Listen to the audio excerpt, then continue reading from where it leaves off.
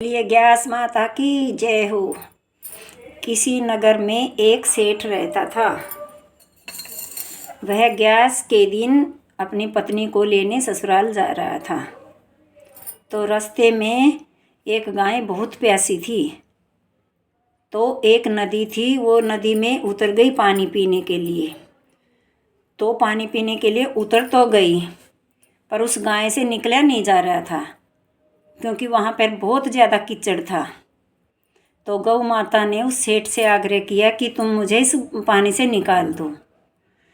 तो उसने बोला, नहीं, मैं तो नए कपड़े पहने हैं, मैं तो अपनी ससुराल अपनी पत्नी को लेने जा रहा हूँ। देखते देखते गाय और भी ज़्यादा कीचड़ में धंसती जा रही थी। तो उस गाय ने उसको श्राप दे दिया, अब तुम 8 पैर में गधा बन जाओगे। ऐसा सुनकर वो गौ माता से आग्रह करने लगा, प्लीज़ मुझे गधा मत बनाओ। फिर भी गौ माता ने श्राप दे दिया तो दे दिया। ऐसा सुनकर वो अपनी ससुराल चला गया। तो जल्दी जल्दी से ससुराल में जाके कहने लगा कि मुझे अभी जाना है। तो उसके सास ससुर कहने लगे, नहीं, अभी तो जमाई राजा आए हैं, अभी इतनी जल्दी क्या है, चले जाना। तो फिर उसने अपनी पत्नी को एकांत में बुलाकर कहा कि मुझे गौ माता ने श्राप दे दिया है, तुम जल्दी चलो मेरे साथ, नहीं तो 8 पैर में मैं गधा बन जाऊंगा और ये मुझे धक्के मार के डंडे से पीट कर निकाल देंगे, तुम्हें मेरे साथ नहीं भेजेंगे। इतना सुनकर उसकी पत्नी फटाफट तैयार हुई और अपने पति के साथ निकल ली। जैसे ही पति पत्नी घर पहुँचे, 8 पहर पूरे हो चुके थे। 8 पैर पूरे होने के बाद पति गधा बन गया। धीरे धीरे खाने पीने के लाले पड़ गए, क्योंकि पति ही कमाता था, पत्नी तो कमाती नहीं थी। तो बेचारी खेतों से घास फूस ढो के लाती, गधे को खिलाती, फिर किसी के यहाँ मजदूरी करने चली गई। पेट पालना बड़ा मुश्किल हो गया था। मजदूरी करने राजा के यहाँ गई तो किसी ने कहा, साथ में वो अपने पति को लेगी गधे को।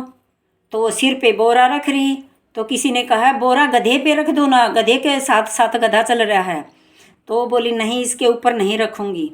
फिर वो एक दिन राजा के यहाँ काम करने चली गई।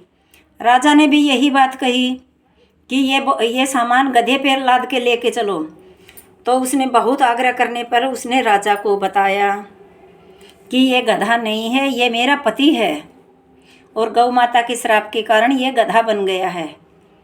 तो राजा ने आस पड़ोस के सभी विद्वान पंडितों को बुलाया, तो इस चीज़ का निवारण पूछा।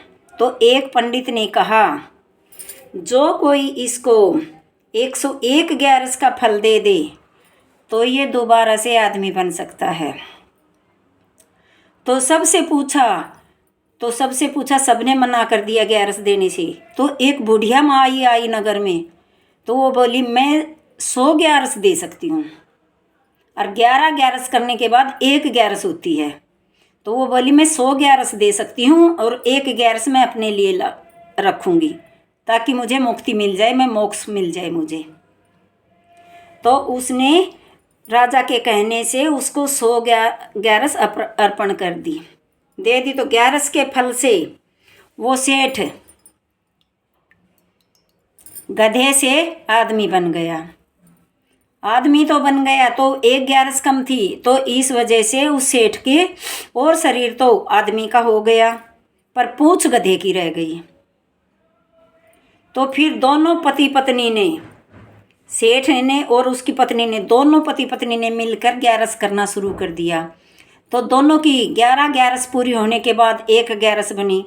तो 1 ग्यारस उसने अपने आप को अर्पण कर दी, तो पूरी तरह आदमी बन गया।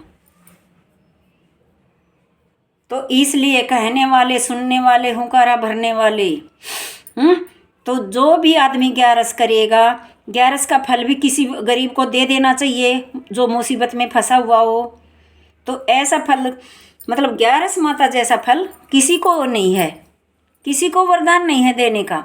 हे ग्यारस माता, जैसे सेठ को पहले आई वैसे किसी को नहीं आना, जैसे बाद में आई वैसे सबको आना। ये ग्यारस माता कृपया करना। जय विष्णु भगवान की, जय श्री कृष्ण, जय गौ माता।